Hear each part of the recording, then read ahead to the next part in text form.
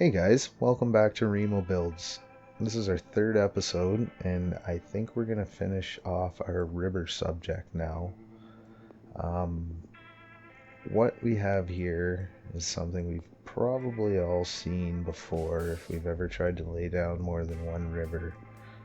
And it doesn't look very good, and I know a lot of people are stumped on why it happens. So that's the first thing we're going to look at. Now, if you guys remember in my first video, I was talking about making river overlays as skinny as possible, basically only what you need. What we have here is I've made mine too large and it overlaps this river. So the simple thing that's happening is when a river overlay runs into another one, it immediately wants to snap to the lower one. So no matter what you do, it's going to drag itself down. So if I take this nice river crossing that's two different rivers, it looks pretty good. If I take this node and I raise it up, you're going to see the water snap to the lower node, lower river.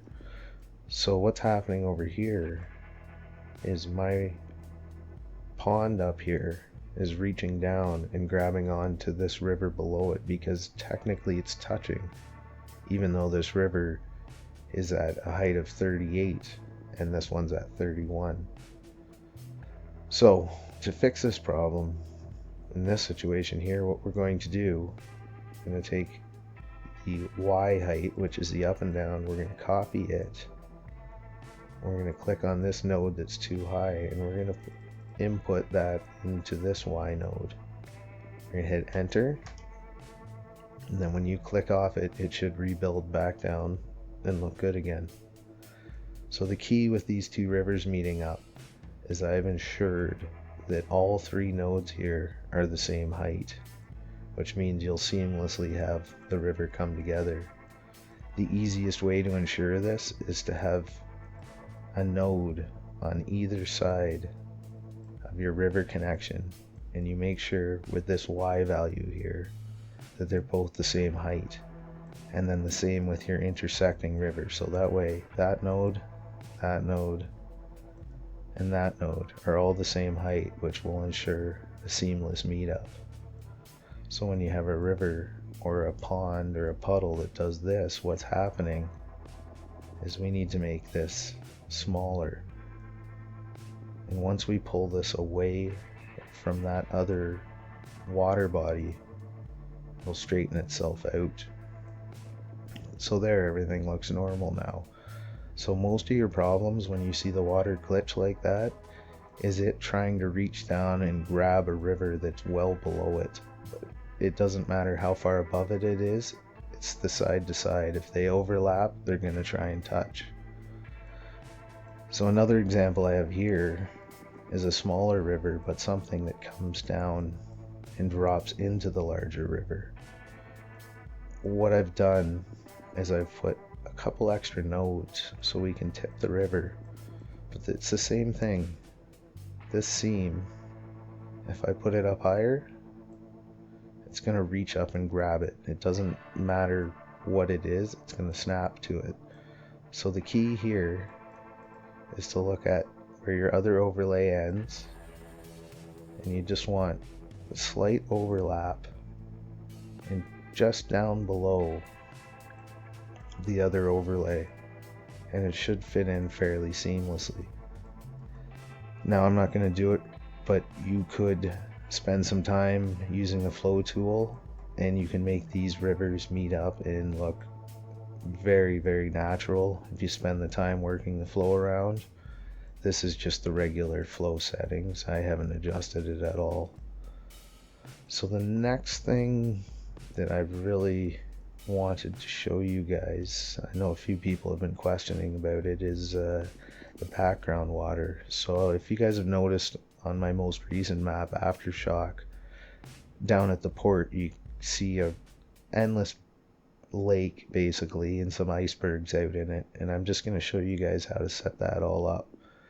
So what you do, first things first, is you need to make sure that your side that you're going to put the endless, it's called background water on, all the waters are the same height. It has to be one height all the way around the map. Unfortunately, you only get one variation of it. So what I've done is I've made sure both of these rivers are the exact same height.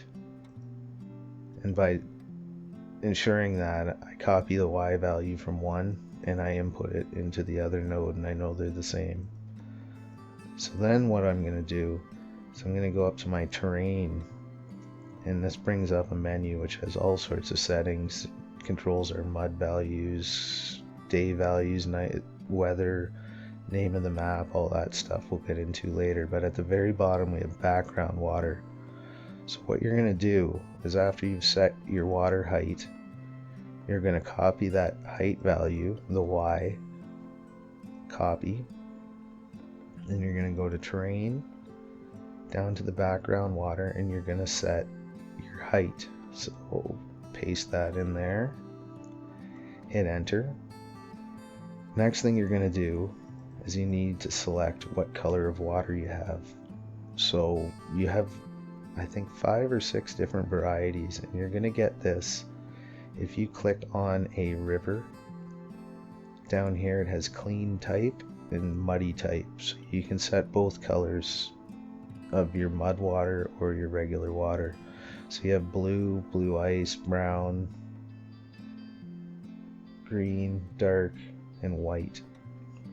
So we're using blue, which is default, so that we want to type blue into our type clean water, which I already have there.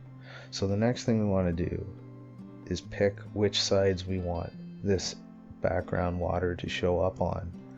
There's 4 sides to a square, so we have 4 choices. The 4 choices are labeled as -X, +X, -Z, +Z. So to figure this one out, it's pretty simple. Is what you're going to do is add a model. It doesn't matter which one, you just want this directional tool here.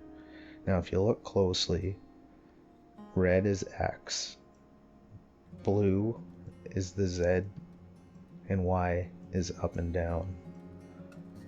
So if we want our background water to come on this side of the map, we want to enable the +X. So we go back, we can delete this guy because we just wanted it for his direction. We're going to go back to our terrain, and we're going to select +X as true. Now if you wanted to do it on multiple sides, you just select the next one. So -X, true. So now we have one out the backside of X. The only problem with this, like I said, is you only have one height all the way around the map. You can only do this once, so make sure you pick a big lake or something like that that you want to use it on. It's a one-time shot. Well, that's basically all I really wanted to show you guys quick. I know a few people have been having a bit of trouble with this, so hopefully it's helpful. Like I said, I think the next video that comes out, we're going to look at building swamps, just to change it up a little bit. But thanks for checking out the video, guys. I really appreciate it. Any comments or suggestions you guys want me, of things you guys want me to look at, just put them in the comments. Really appreciate everyone checking it out, and we'll talk to you guys again soon. Thank you very much.